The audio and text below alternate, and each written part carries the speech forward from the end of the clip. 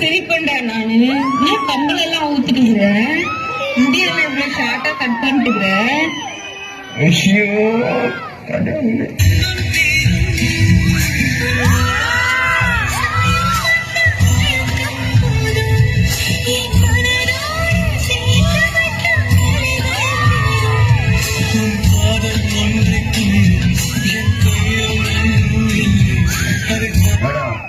இது ஆக்சன்.